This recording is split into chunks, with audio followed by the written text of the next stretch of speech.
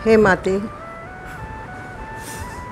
सारा जन्म आम्ही तुझेच गीत गात आहे याप्रमाणे तुझा जयकारा केला, तुझं नामस्मरण म्हटलं, तुझा जप केला, जे काही केलं ते तुझ्या चरणात वाहिलं.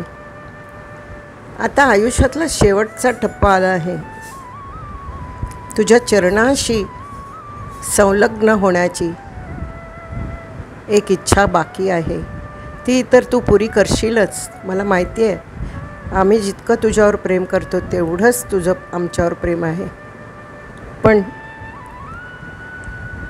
आपण जसं माणूस मरताना मृत्यूपत्र करून ठेवतो आणि आपली चांगल्या चांगल्या वस्तू, प्रॉपर्टी, पैसे आपल्या मुलांच्या नावावर करतो आणि आपल्याला मदत केलेल्या माणसांच्या नावावर करतो,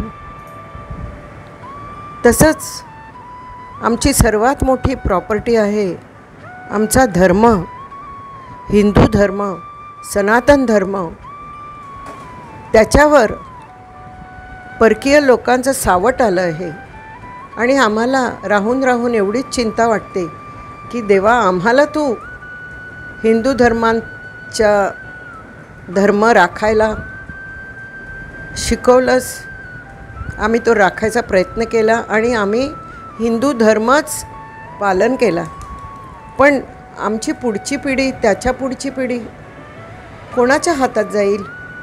नाही, असं होता कामा नये.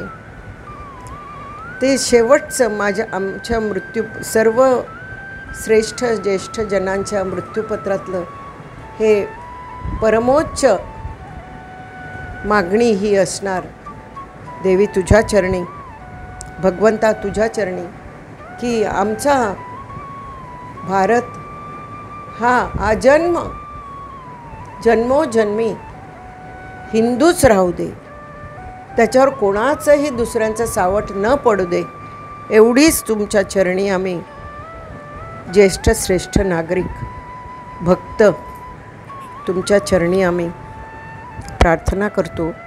आम्हाला योग्य गव्हर्नमेंट दे, योग्य कर्ता पुरुष दे, ज्याच्यात धमक असेल सर्वांना पळवून लावायची, साऱ्या जगाशी मैत्री करायची, असं करून वसुधैव कुटुंबकम करायची जी शक्ती असेल, अशा माणसाला, अशा माणसांच्या म्हणजे पिढ्यानुपिढ्या असं करून तू आमचा धर्माचं रक्षण कर.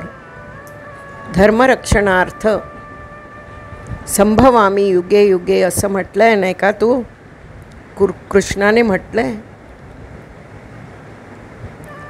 तर तसं तू प्रत्येक युगायुगात एक चांगला उत्तम पुरुष म्हणून जन्माला ये आणि आमच्या भारताचं सारथ्य कर. जय माता दी, जय श्रीकृष्ण, जय शंकर.